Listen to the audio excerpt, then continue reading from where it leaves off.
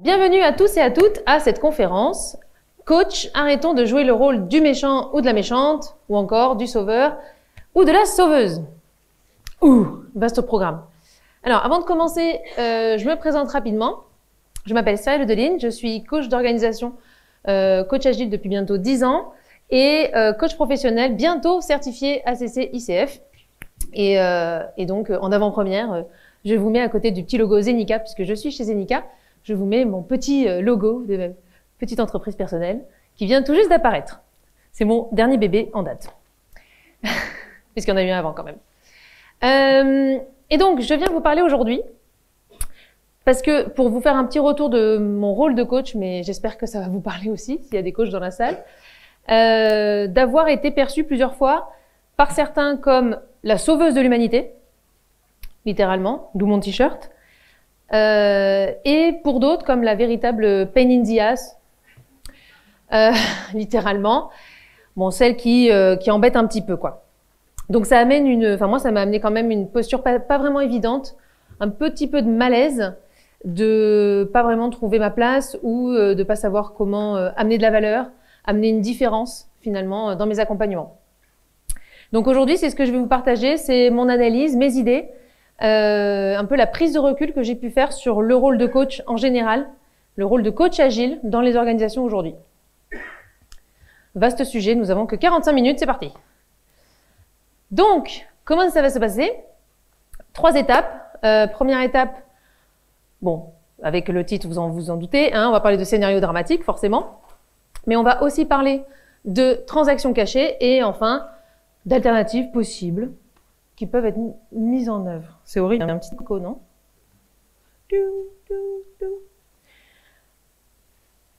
Et donc, le message à faire passer, vous le saurez à la fin.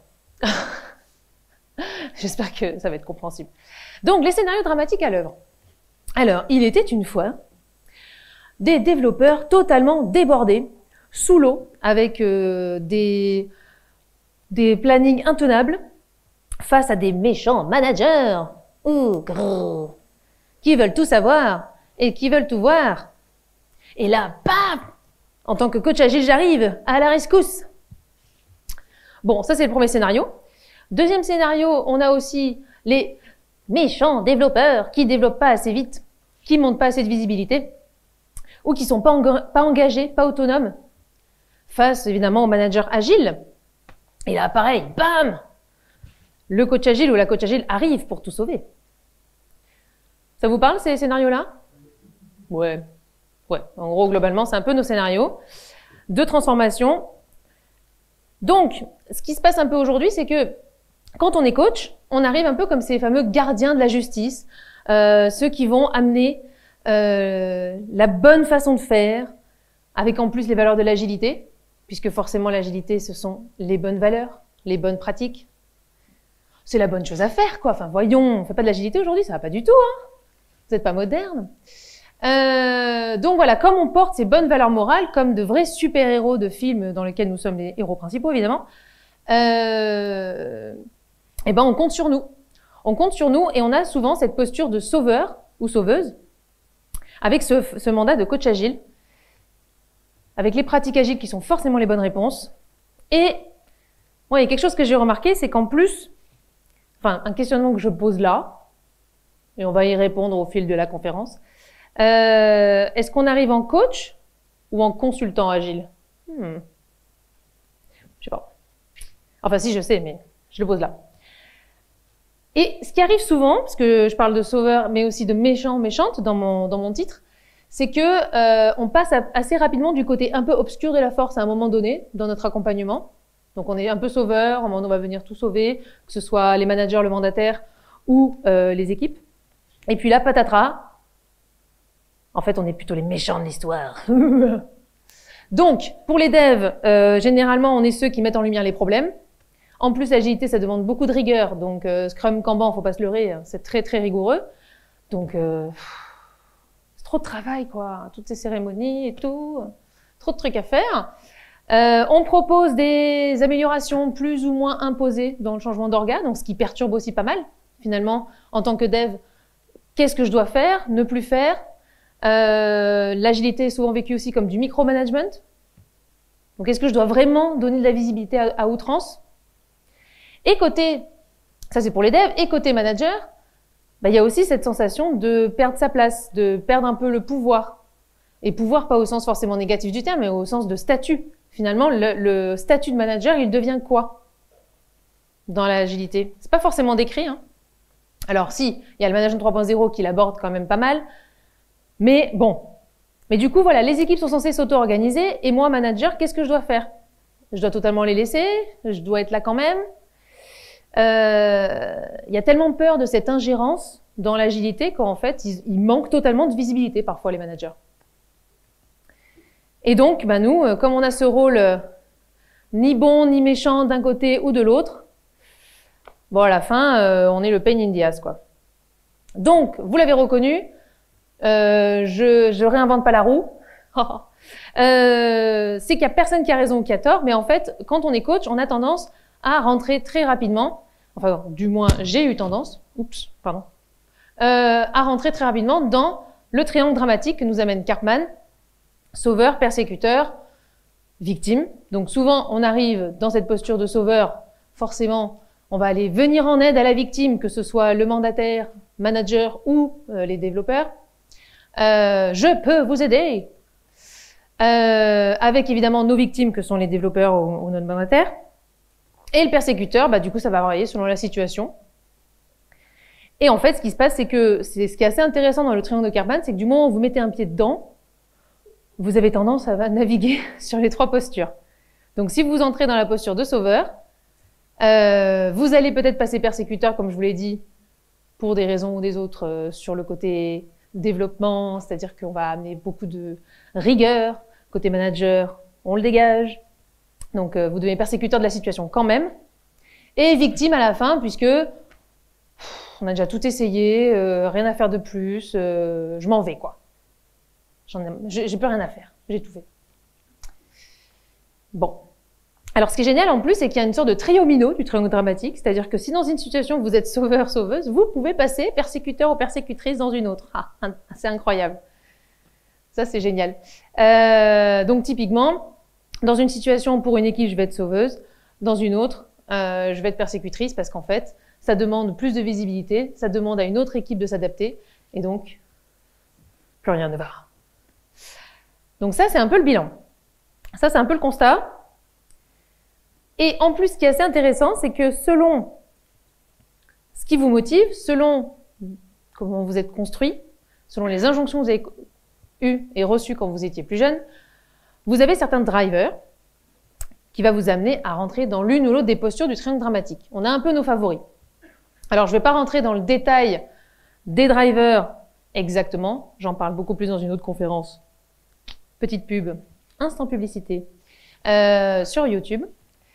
Mais voilà, en tout cas, les drivers, ce sont donc les injonctions que vous avez intégrées depuis l'enfance, qui vous amènent énormément de motivation, mais aussi des croyances limitantes. Et donc, casquette coach, selon quel est votre driver, votre plus grande croyance, on va dire, vos plus grandes croyances, eh ben, vous avez un peu des favoris. Par exemple, nous avons dans le sauveur, si je commence par eux, dans le sauveur, souvent on rencontre ceux qui sont en fait plaisir. Fait plaisir, la croyance la plus forte, c'est je suis accepté si je suis bien vu. Non, si je suis accepté dans le groupe, si je suis gentil, dévoué avec ces personnes-là. Et donc forcément, vous allez rentrer en sauveur dans l'équipe puisque l'agilité va vous sauver. C'est mon combat, cher développeur ou cher mandataire, de vous aider. Attention. Et le soit fort, soit forte, qui ressemble un petit peu pareil. C'est mon rôle de faire attention aux autres. La vie est un combat, donc vous allez combattre forcément, trouver un méchant, trouver un persécuteur, et donc très très vite rentrer dans ce triangle. On peut rentrer aussi dans cette casquette persécuteur directement, si vous êtes notamment dans un driver soit parfait, soit parfaite. Donc la confiance n'exclut pas le contrôle. Et donc là, moi j'y suis rentrée assez vite. Genre, il faut faire du vrai Scrum. Sinon, ça va pas du tout. Ce qui a amené quand même des règles très strictes, et je crois que j'en ai perdu certains dans l'histoire. Mais voilà. le Scrum c'est bien, toutes les petites règles, il faut les appliquer à la lettre, la théorie, c'est ça la bonne solution. Mais on retrouve aussi dans le rôle de persécuteur les sois fort, c'est-à-dire que forcément, vu que c'est mon combat, je vais aller peut-être persécuter les personnes qui sont pas alignées avec moi, sans m'en rendre compte. Ou les dépêche-toi. Perdre son temps, c'est déjà une perte de temps. Donc il faut vite se transformer. C'est maintenant. Go! En plus, c'est bien parce que Kotter, il nous a bien validé ça en mode créer un sentiment d'urgence. Ah oui. Ou tuer les gens directement. Voilà, donc tout ça pour dire que, point d'attention, quand on arrive en tant que coach, selon ce qui vous anime, selon quels sont vos drivers, et donc c'est intéressant de les repérer, on peut avoir tendance à emprunter très vite un raccourci et rentrer dans le triangle de Karpman par l'une ou l'autre des postures.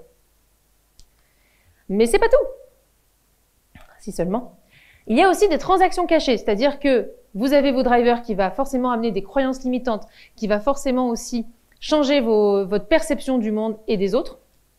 Et en plus, dans nos transactions, on a tendance à avoir une petite couche psychologique en dessous de la couche un peu sociale officielle. Alors, je vais très rapidement sur l'analyse transactionnelle, histoire que ça soit un peu plus clair, le fonctionnement des transactions cachées. En gros, l'analyse transactionnelle d'Eric Berne, ça dit qu'on a 3 états du moi dans notre ego. L'état du moi, donc parent, enfant, adulte, et ça influence nos comportements, ça influence notre façon d'être au quotidien. On a, si je commence par le haut, le parent, c'est vraiment l'état où vous ressemblez le plus à vos figures parentales. Donc vous allez réagir et agir comme eux l'auraient fait. Je le dis parce que ça se dit, je le fais parce que ça se fait, c'est la norme, ça vous permet aussi d'automatiser certaines réactions et certaines réponses à vos questions. Si je vais directement en bas, l'enfant, l'état du moi enfant, c'est toutes les réactions que vous auriez pu avoir, que vous avez encore, mais que vous auriez pu avoir quand vous étiez petit. Donc la créativité, l'élan, la spontanéité, le jeu. Mais oui, on a encore des enfants. Moi, je crois que je le suis encore un peu trop. Et l'adulte, on va dire que c'est un petit peu l'appréciation objective de la réalité. Donc c'est un peu le médiateur entre le parent et l'enfant dans votre tête. C'est l'état où vous allez réussir à faire la comparaison entre les échecs, les succès, en tirer des conséquences. Voilà, analyser vraiment de manière objective. Je vous jure, ça existe. Personne n'y croit, mais un peu. Donc, ce que nous dit Eric Berne, et c'est ça qui est intéressant, c'est que nos interactions, il appelle ça des transactions, puisque en fait, il dit que quand on échange avec des gens, c'est en vue d'avoir des signes de reconnaissance, que ce soit un regard, un clin d'œil, un petit waving. Donc, il y a ce côté un peu commercial d'avoir un échange derrière. On cherche un truc don contre don, quoi. Alors, comment ça se passe quand tout va bien? Quand tout va bien, c'est des transactions complémentaires. Donc, autrement dit, le stimulus envoyé reçoit une réaction plutôt adéquate. Donc là, je vous montre quelque chose d'assez simple, une transaction adulte-adulte. Par exemple, lors d'une revue de sprint, on a le Scrum Master qui demande le bilan de ce qui a été réalisé fini, et un des membres de l'équipe qui dit on a réalisé 20 points, vraiment done, sur les 30 engagés. Ok. Quelqu'un a déjà eu cette réponse? Ça arrive de temps en temps. Hein. Ou sinon, c'est aussi complémentaire. Enfant, parent, donc on a le classique, l'enfant qui est malade, qui va demander un verre d'eau à son père ou à sa mère, et son parent l'amène, parce que c'est pas un tortionnaire. Ou dans le monde du travail, des membres d'une équipe, par exemple, qui en rétro vont dire « Non, mais on va bloquer toute la prod, on n'a qu'à faire grève. » Et le Scrum Master qui dit oh, « Mais vous y pensez pas sérieusement ?» Donc là, on est clairement dans un parent-enfant. C'est, on va dire, une transaction plutôt classique qu'on voit arriver tous les jours. L'enfant rebelle, parent normatif, ok. Bon, là où ça se corse, c'est pour les transactions cachées. C'est quand au niveau sociologique, il se passe quelque chose, mais au niveau psychologique, il se passe autre chose. C'est comme le loup-garou. Vous voyez un peu le système du loup-garou? Moi, il me rend folle ce truc. Déjà, je comprends pas très bien l'ironie, mais alors là, c'est trop compliqué pour moi. Mais j'essaye. Donc, il y a vraiment 2 états de l'ego qui vont être joués en même temps. Au niveau verbal, au niveau, on va dire, ce qui est dit, c'est le niveau sociologique, et ce qui est sous-entendu et attendu de la personne de manière cachée, c'est le niveau psychologique. Par exemple, on a notre collègue Marc, non, où tu vas? Notre collègue Marc, par exemple, qui va demander à Delphine, Toi, Delphine, qui range super bien tes dossiers, tu pourrais me dire où tu trouves le dossier Tartampion? Et Delphine, paf, qui rentre dans le panneau. Oh, mais oui, Marc, je te le trouve de suite, c'est quoi? Je vais te l'amener sur ton bureau, bouge pas. Donc là, au niveau social, on est plus sur du adulte, officiellement. Sous-entendu, Marc, il a lancé un appât, peut-être qu'il s'en est même pas rendu compte, et Delphine, bah, ça a marché. C'est plutôt son enfant adapté qui a répondu et qui a fonctionné. Et donc, niveau psychologique, un petit peu caché. Ok. Donc là, vous me dites, ok, pourquoi il nous parle des transactions cachées par rapport au driver et au triangle de Karpman? Attendez, j'arrive. Parce qu'en fait, ce qui se passe, c'est qu'on a tendance, dans ce mélange transactions cachées, driver, on va dire les choses qui vous parlent, les choses qui vont votre point faible, votre trigger, et là, bam, c'est là où on tombe justement dans les jeux psychologiques. Mauvais petit mélange, un petit peu comme avec les super nanas, quoi. Donc, un des plus connus des jeux psychologiques, c'est le triangle dramatique, que je vous ai montré tout à l'heure, mais on en a d'autres. Alors, je vous rassure, les jeux psychologiques, on n'est pas en train de chercher qui est le méchant et le gentil de l'histoire. Donc, je suis pas en train de dire que les coachs sont gentils, les développeurs et les managers sont méchants. On joue tous à ça en permanence. Eric Berne même dit que c'est un passe-temps. On passe notre temps à faire des jeux psychologiques. C'est rassurant. Mais on s'ennuie tellement, nous les humains, qu'on a besoin de jouer, même quand on parle. Donc, je disais, le triangle dramatique, c'est le plus connu, mais il y en a d'autres. Peut-être qu'ils vont vous parler. Le oui mais. Très français, voilà, le oui mais. Donc, le oui mais. Alors, ça va vous parler pas que dans le côté pro. Ça peut parler au niveau perso, mais imaginons, casquette coach, vous avez une personne de l'équipe qui vient et qui dit, allez, je vais le jouer avec moi, qui me dit, Cyrielle, ça va pas du tout. Là, ce qui se passe dans l'organisation, ça me plaît pas. Franchement, je suis au fond du seau, j'en peux plus. Et là, Cyrielle, avec un joli driver, fait plaisir et soit parfaite à la fois. Oh, mais ouais, dis-moi, raconte-moi tout. Et un tel, nanana, donc la personne raconte. Et donc, qu'est-ce qui se passe? Mais t'as essayé, sinon, de faire un atelier rôle et responsabilité? Parce qu'on en parlait tout à l'heure avec Maxime. Ouais, mais non, ça marchera pas. Ils sont clairs, on en a parlé déjà il y a quelques mois, c'est pas possible. Ah, ok. Et sinon, t'as essayé de parler directement avec cette personne-là dont tu me parles, ça se passe pas bien? Ouais, mais non, mais tu vois, elle est pas prête à entendre. Et puis là, en plus, je trouve pas le bon moment. Enfin, je pourrais continuer l'histoire très très longtemps. Jusqu'au moment où soit la personne me dit, écoute Cyrielle, tes conseils sont pourris, laisse-moi. Ou moi qui pète un câble en disant, écoute, tu sais quoi, j'en ai marre parce que tu m'écoutes pas, j'ai beau te proposer n'importe quoi, ça marche pas. Bref. Donc vous l'avez compris, ce jeu du oui mais, où on a une personne qui se met, sans le vouloir peut-être, dans cette posture de victime, et une personne en face qui a instinctivement, intuitivement cet instinct de sauveur, qui va proposer toutes les solutions possibles, mais ça va jamais aller à la personne. Donc vous pouvez continuer très très très très longtemps, ça ne marchera jamais. Donc ça, un des plus grands jeux psychologiques. On le retrouve aussi, on va dire, entre amis ou dans la famille, ce oui mais. Ça vous parle? Ouais. Oui, mais c'est pas vraiment ça.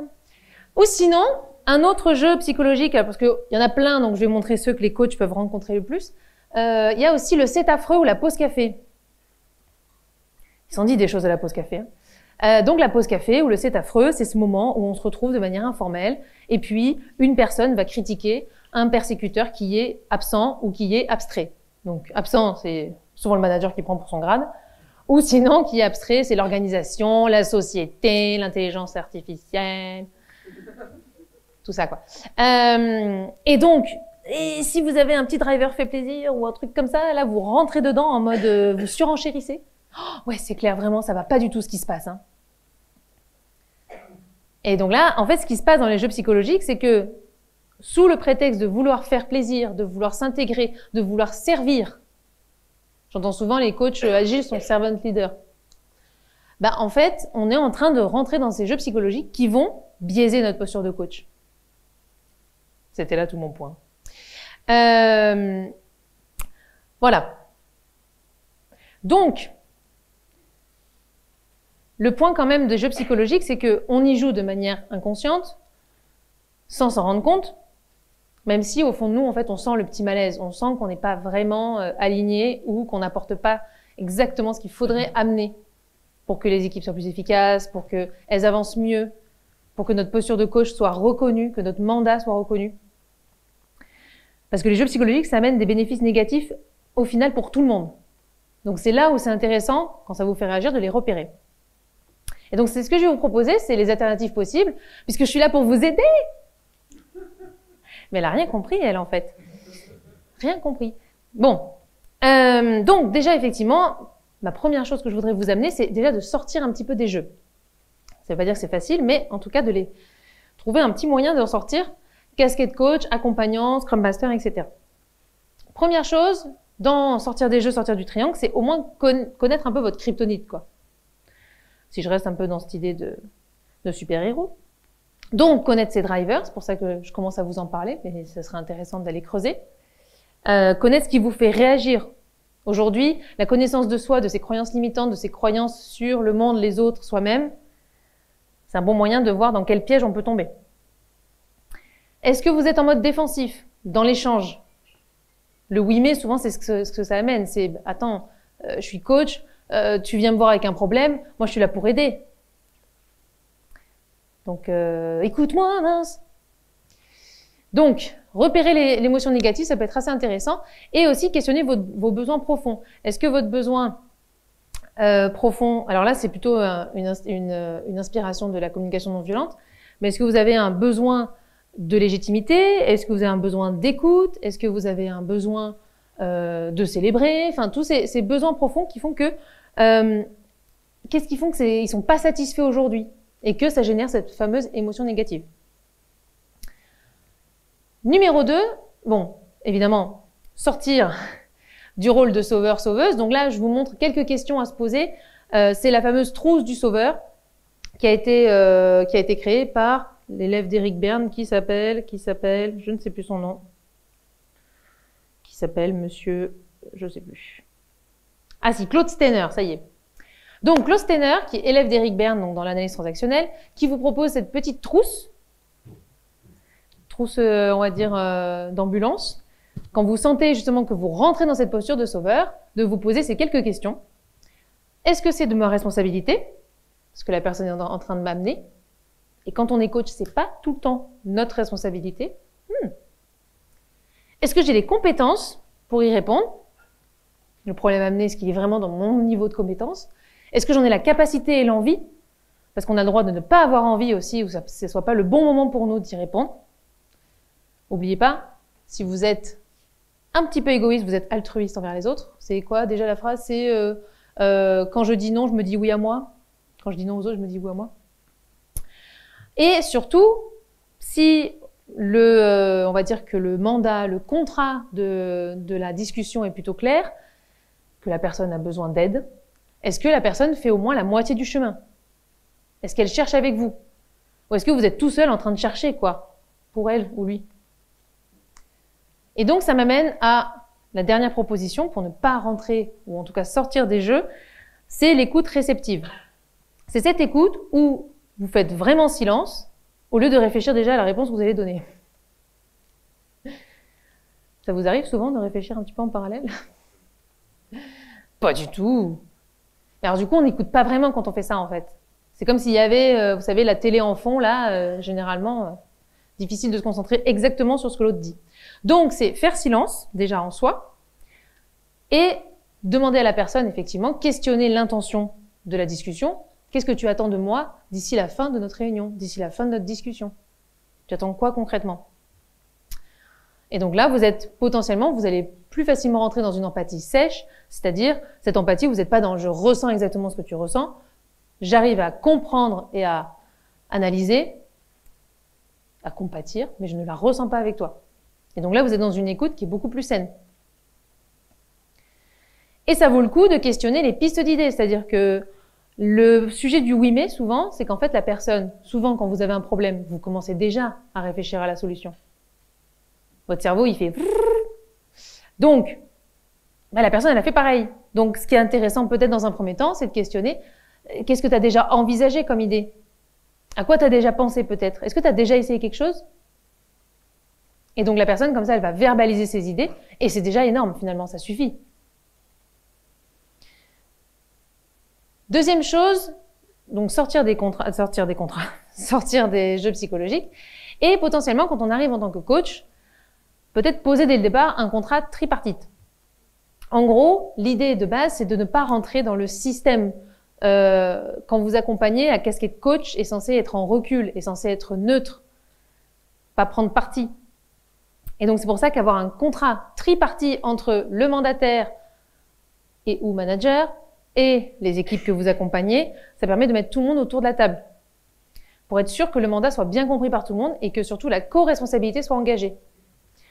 Donc, ça passe par 3 phases. Et donc ça, c'est quelque chose que j'utilise notamment en coaching professionnel, à titre individuel, mais ça se transporte très bien en fait aussi au niveau équipe. Le cadre, déjà, est-ce qu'on a un cadre de travail confortable? C'est quoi nos règles de fonctionnement? Nos working agreements? Pour qu'on arrive à avoir cette sécurité psychologique qui va permettre à tout le monde, pas que le manager, de dire ce qu'il ou elle pense. Souvent, quand il y a le manager dans la salle, ça peut biaiser un peu les discussions. Donc, s'assurer déjà qu'il y ait cette sécurité psychologique en place. Ensuite, le cadre, c'est quels résultats on veut atteindre, quels indicateurs clés de succès on se met. Comme ça, tout le monde visualise la ligne d'arrivée. Tout le monde a envie d'y aller potentiellement. Tout le monde l'a défini. Et c'est pas juste le mandataire. Alors, moi, je vous dis manager-mandataire en même temps parce que c'est souvent le cas. Mais c'est pas le mandataire/manager qui le définit tout seul dans son coin, avec le coach. L'équipe, elle est là. Elle challenge. Et ça vaut le coup quand même de questionner qui est le mandataire dans l'histoire. Les responsabilités. Donc là, c'est finalement replacer quelles sont les responsabilités des uns et des autres. C'est-à-dire qu'il y a la responsabilité du coach, mais aussi des équipes et aussi du manager. Finalement, pour aller dans un accompagnement sain et serein, il faut qu'il y ait une responsabilité commune. Sinon, ça ne peut pas marcher. S'il n'y a que le coach qui est engagé dans la transformation, il y a un vrai problème. Souvent, en tant que coach, on a tendance, parce que aussi c'est, je pense, notre moteur quand on accompagne les équipes, à avoir un peu cet espoir de je veux faire en sorte de faire changer les choses. Je veux amener du meilleur, quelque part. Je sais pas comment, mais je veux l'amener. Le problème, c'est que souvent, il y a cette tendance aussi à s'approprier l'objectif du client. Et du coup, on rentre en pression, on met la pression, sans le savoir, sur les équipes. Et vous savez, on parlait des résistances. Mais je vais en parler après, je crois, des résistances. Mais la résistance au changement, dans ce cadre-là, en fait, elle est totalement naturelle. Bref, je finis là-dessus. Les responsabilités, donc, communes. Qu'est-ce que doivent faire les équipes et le manager? Qu'est-ce que doit faire le coach? Et ce sur quoi le coach ne rentre pas. Il y a peut-être des endroits aussi où le coach ne va pas vouloir aller. Et enfin, les enjeux. Donc là, c'est faire valider finalement l'importance d'avancer vers le résultat, vers l'objectif idéal. Cette étape d'enjeu, elle est ultra importante parce que c'est pas juste des enjeux business, etc. C'est vraiment qu'est-ce qui fait aujourd'hui, vous équipe, vous mandataire, vous manager, que cette transformation, cet accompagnement, vous avez envie d'y aller. Et pas vous avez envie que cette personne le fasse pour vous. Qu'est-ce qui fait que vous allez avoir du mouvement? Quand on sait que le changement, il est important à réaliser parce que c'est maintenant, parce que clairement, ça ne nous convient pas, donc revalider le pourquoi ça ne nous convient pas, bah là, on a envie de bouger. Quand on n'a pas identifié le problème, généralement, on n'a pas vraiment envie de bouger. Hein. Je sais pas vous, mais... Moi, j'ai souvent eu ça dans les accompagnements, c'est que casquette coach, j'étais la seule à voir le problème, l'équipe, non. Généralement, ça bouge pas trop, quoi. Donc, prendre le temps de revalider cet enjeu. Ah, l'obligation de moyens et pas de résultat. Donc là, ça revient à ce que je vous disais tout à l'heure. Quand on s'approprie le résultat du client, on a tendance à amener aussi de la pression. On a aussi en tendance à amener une certaine résistance. Une résistance, hein, pour rappel, c'est quand deux forces s'affrontent, vont l'une contre l'autre. On ne résiste pas, on résiste que seulement quand quelque chose s'impose à nous. Donc un occupant, un conseil, une transformation, des aliens. Mais voilà, du coup, c'est quand on résiste, c'est qu'il y a une force à contrario, quoi. Donc finalement, s'il y a résistance au changement, est-ce que nous, on n'est pas en train d'amener cette force aussi contraire? Ça vaut le coup de se questionner. cette force opposée. Donc, peut-être que parfois, au lieu de pousser à tirer vers, est-ce que c'est pas plus intéressant en casquette coach de rendre visible, de questionner, de repérer, de tenir compte, de contourner les obstacles? C'est pas la même posture, quoi. Et aussi, rappelez que la posture de facilitateur-facilitatrice, elle est ultra pertinente. Quand on facilite un atelier, on a tendance à être garant du cadre, à ne pas rentrer dans le contexte, de ne pas rentrer dans le résultat, puisque ça appartient aux personnes qui participent. C'est eux les experts de leur situation. Eh bien, faisons pareil quand on est coach, mais de manière générale, c'est-à-dire avoir cette posture basse, cette posture d'éclaireur-éclaireuse. Notamment, alors moi, un atelier que j'aime beaucoup là-dessus, pour vraiment, dès le départ, poser ce cadre de facilitateur-facilitatrice, c'est un atelier World Café où on permet aux équipes et managers mandataires de remonter les problèmes et les idées d'action. Donc vous amenez ce cadre de réflexion, et puis eux, ils naviguent, et ça vient d'eux. Alors moi, j'avoue que j'ai fait une petite erreur souvent dans mes accompagnements, c'est de faire des petites interviews individuelles en début, quoi. Ça part d'une bonne intention, mais en fait, c'est plutôt piégeux. Donc, vous, votre rôle en tant que facilitateur, facilitatrice, c'est aussi de transformer les conflits en désaccords. Quand on n'est pas d'accord avec quelqu'un, c'est qu'il y a vraiment, on va dire, des points de vue différents qui vont amener des discussions, qui vont amener une opposition, alors qu'un conflit, on est vraiment sur ce côté, je cherche à éliminer l'autre parce que ça remet en cause ma réalité, ma vérité, ma vision des choses, mes valeurs. Donc déjà, si on arrive à faire cette transformation de conflit vers désaccord, on baisse d'un cran. Et donc, si on a des désaccords, on peut utiliser ça comme acteur du changement. Parce que les désaccords ou les résistances, finalement, vont vous amener toute la vision de ce qui marche pas. Des potentialités, des potentiels dangers, des risques. Et si on fait ça, qu'est-ce qui ne fonctionnerait pas? Oh, vous avez une vraie manne d'informations là avec vous, grâce à ces résistants et à ces personnes pas d'accord. Souvent, vous savez, les personnes pas d'accord, on les met sur la fin là des transformations et de l'accompagnement. Mais non, en fait, faut les embarquer le plus vite possible. Et enfin, moi, je vous invite à faire une pensée, à être dans la pensée systémique. Alors, je ne vais pas forcément rentrer dans le détail parce qu'il y a beaucoup de choses à dire sur la pensée systémique. J'ai ma collègue Clémence Pitot tout à l'heure qui en a pas mal parlé aussi. Pour rappel, un système, c'est vraiment un ensemble d'éléments qui interagissent entre eux selon une finalité, un objectif commun. Donc, les systèmes, il y en a plusieurs. Le corps humain est un système. Si vous enlevez le poumon, généralement, l'autre poumon va compenser. Et ça se passe également dans une entreprise ou dans une famille. Il y a cette interaction permanente dans un système. Adopter une démarche systémique ou une pensée systémique, c'est adopter une démarche qui va étudier le système dans sa globalité, mais agir de manière locale. Donc c'est le fameux être glocal. Souvent on l'entend pas mal dans les démarches écologiques. On pense global, on essaie de regarder le système dans sa globalité, mais on va agir à petite échelle. Donc, pensée systémique, quand on accompagne en tant que coach, c'est déjà amener ce cadre de schématiser, de modéliser, de rendre visible. Aujourd'hui, qu'est-ce qui se passe? Aujourd'hui, où est la boucle systémique? Où est le problème? Qu'est-ce qui tourne en rond, quoi? Qu'est-ce qui se joue concrètement? Et donc, ça veut dire qu'on va aussi se concentrer sur le présent. Cette tendance à regarder vraiment dans le détail, dans le passé, il s'est passé ça, les 5 pourquoi. Moi, j'ai jamais réussi les 5 pourquoi. Ça m'a toujours fait faire des sueurs froides. Ça marche jamais, ça part dans tous les sens. Donc, le présent, en fait, dans la pensée systémique, a déjà l'héritage de tout le passé. Donc, c'est bon, si on regarde le présent, en fait, on a le passé en stock, quoi. Donc, c'est là où, justement, faire cette photographie de l'instant présent, pour modéliser ce qui se passe, ça suffit. Proposer des feed-forward plutôt que des feedbacks, ça va aussi au quotidien, d'instaurer cette posture de feed-forward plutôt que feedback. Feedback, on a cette tendance aussi, avec les sandwichs de l'enfer, là, à dire tout ce qui s'est mal passé. Donc là, on rentre dans un débat d'opinion entre deux personnes, parce que non, ça s'est pas passé comme ça. Alors que feed-forward, on va plus être dans une posture de « Ok, ce qui s'est passé, c'est passé. La prochaine fois, je te propose de… » Donc, on est dans quelque chose de concret, quelque chose d'activable, d'actionnable direct. On se concentre sur la mise en action et le présent. Et puis, Maxime en a parlé tout à l'heure, hacker le système petit à petit. Donc, c'est cette fameuse action locale. Une fois qu'on a cette vue systémique, cette vue du système global, qu'est-ce qu'on peut faire à notre échelle, à petite échelle? Et en plus, si on pense systémique, on sait que ce qu'on va faire, ça va impacter d'autres équipes.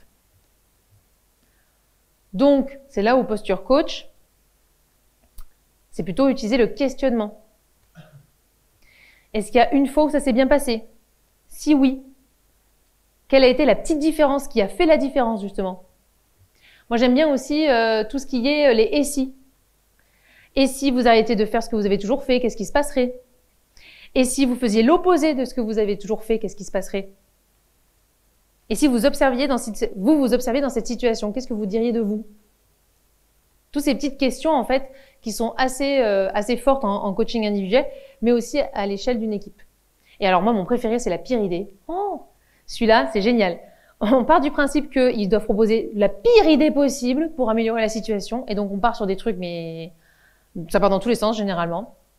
Moi, j'ai déjà eu droit à, non, mais tant qu'à faire, on n'a qu'à se trouver une pizza, n'importe quoi, une villa avec une piscine, et on va faire du télétravail ensemble. Et ben, en fait, ça aboutit à l'idée que, il y avait une personne qui avait une piscine, et ça aboutit à l'idée qu'ils allaient faire du télétravail chez cette personne-là. Finalement, c'est pas une si mauvaise idée, en fait. Ce genre de petit hacking. Voilà, donc les pires idées peuvent amener des super idées au final. N'oubliez pas. Et du coup, je crois que je suis plutôt dans les temps.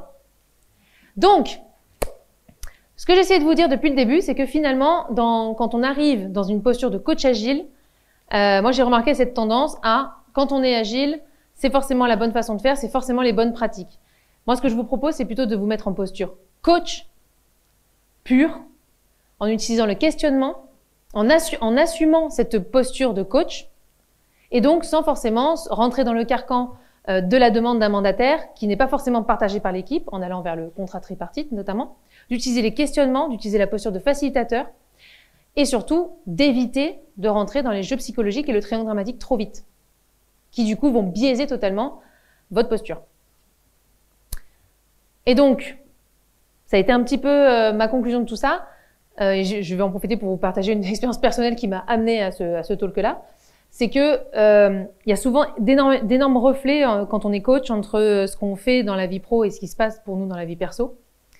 Et du coup, ça amène des biais, ça amène des dérives de notre posture, et ça nous amène à rentrer aussi dans ces jeux, ces triangles dramatiques. Personnellement, par exemple, je suis devenue maman il y a 1 an, et je m'étais pas du tout rendu compte que cette nouvelle posture dans ma famille allait changer aussi ma posture de coach au travail. Et en fait, il s'est trouvé que je comprenais pas pourquoi ça me blessait autant que les équipes, ça marche pas quand je les accompagne. Pourquoi ça me faisait autant de peine? Pourquoi je me sentais autant concernée qu'elles soient pas bien? En fait, j'ai commencé à être maman aussi au travail, quoi. Donc j'ai mis du temps à m'en rendre compte. Et après, je me suis dit, non mais alors attends, déjà t'es au boulot, en face de toi tu as des adultes, ton coparent, c'est pas un coparent en fait, c'est un mandataire, c'est leur manager, c'est peut-être lui qui prend la décision. Et puis, enfin voilà, tous les biais que ça amène, évidemment, le côté un peu sauveur, sauveuse, tout ça. Et donc ma posture de coach a vraiment dérivé. Et donc me rendre compte de ça, ça a été pour moi déjà un vrai soulagement parce que je me suis dit bon, déjà je me suis fait ma propre rétrospective parce qu'il faut le faire. Et puis ça m'a permis de relativiser cette fameuse phrase que je me répète souvent, j'ai une obligation de moyens, pas de résultats. C'est trop important en fait. Prendre pour soi le résultat du client, encore une fois, ça vous amène aussi dans un système de résistance. Voilà, c'est fini pour moi. Je suis dispo pour vos questions. Merci à vous.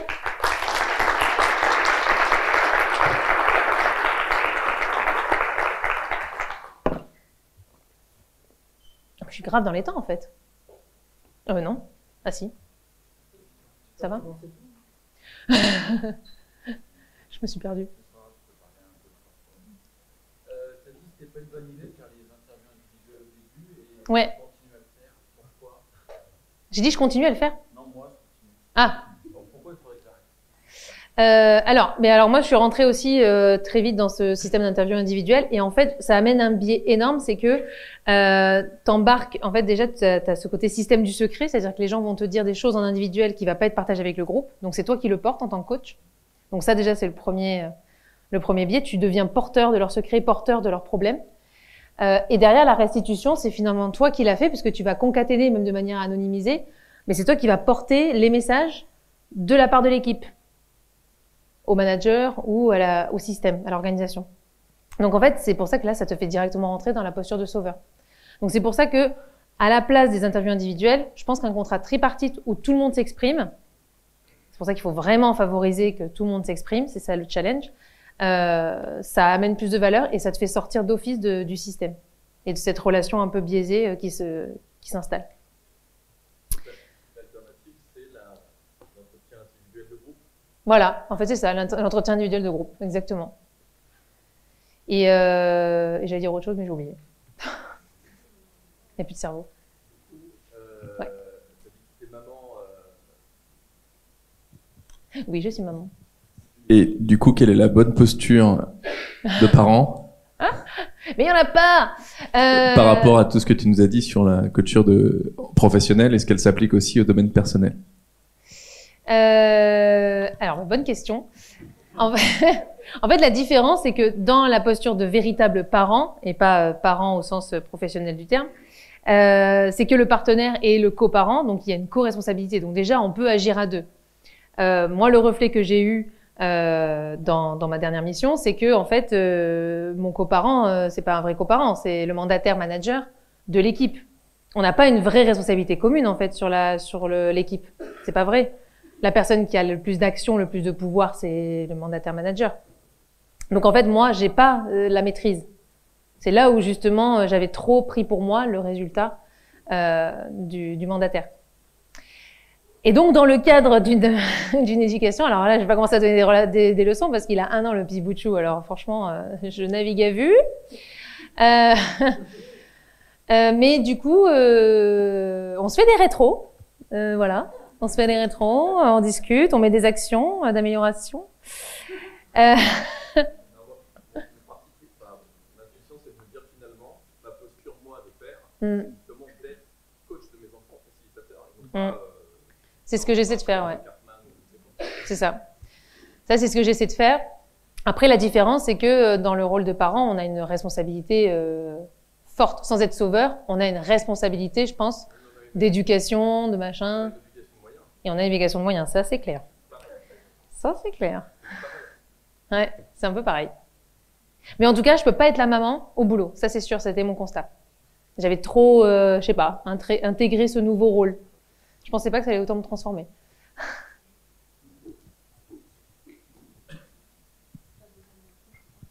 Et là, ça va? Ouais. On a posé quelque chose là et on n'en a pas discuté. Le consultant, coach, c'était là ou pas? Ouais. Et du coup, justement, c'est quoi la différence entre être consultant coach et coach? C'était ça ou pas? Ouais, c'est ça, consultant agile ou coach, ouais. Voilà, consultant agile. Ouais, effectivement. En fait, consultant agile, pour moi, c'est aujourd'hui ce qui est demandé par les entreprises. Et moi, c'est ça qui me pose problème. C'était, on a besoin d'un coach agile, mais pour qu'il amène des solutions directement et un changement lui-même ou elle-même. Et donc, qu'il fasse le diagnostic, propose des idées, enfin, tout ce que fait un consultant, en fait. Alors que coach, au sens propre du terme, le coach, il est garant du cadre, garant du questionnement pour permettre aux personnes, on va dire, de développer leur potentiel et aller creuser des pistes d'exploration qu'ils n'ont pas creusées. Mais à aucun moment, le coach, dans la vraie posture de coach pro, c'est de proposer des solutions ou de donner des conseils. À aucun moment. Parce que ceux qui sont experts de la situation, ça ne peut être que les équipes, que la personne concernée.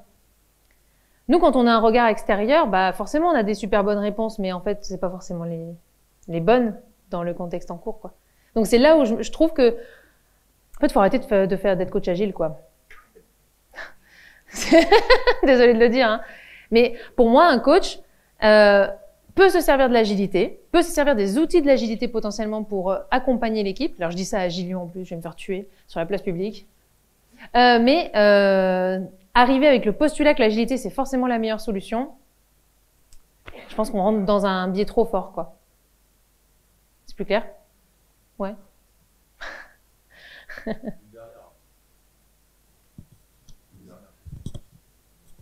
Je continue sur ça parce que du coup, les clients nous appellent quand ils ont un besoin. Ouais. Et donc, ils font appel à un consultant. Mais du coup, à quel moment ils ont besoin d'un coach quelque part? Ils devraient faire appel à un coach quand il n'y a pas de besoin, juste parce que ça peut leur apporter quelque chose.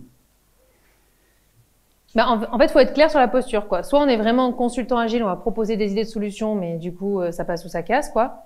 Moi, je suis pas persuadée qu'on arrive à embarquer suffisamment les équipes avec cette posture-là. C'est mon constat dans mes différentes expériences.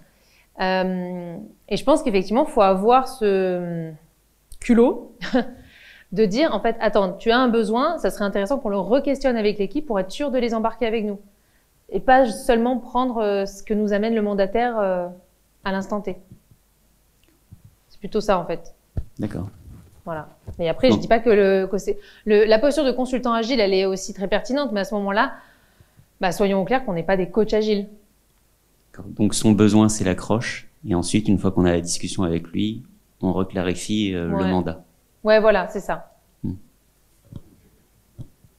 Aujourd'hui, pour amener cette co-responsabilité et cet élan pour bouger, moi j'ai peur qu'en amenant forcément cette solution ultime de l'agilité, de c'est les bonnes valeurs, c'est les bonnes choses à faire, moi ce que je constate aujourd'hui, c'est qu'on est en train de perdre les équipes et de perdre aussi la partie managériale en fait, qui pensent que l'agilité c'est pour le delivery, c'est pour ceux qui produisent.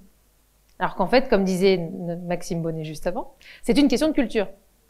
Sauf que changer la culture, changer sa façon d'être, en fait, ça passe déjà par soi, et il faut que chacun trouve sa place, quoi. Et du coup, en consultant agile, je trouve peut-être qu'on prend trop de place. Je mets plein d'hypothèses, hein. C'est mon retour d'expérience. Peut-être.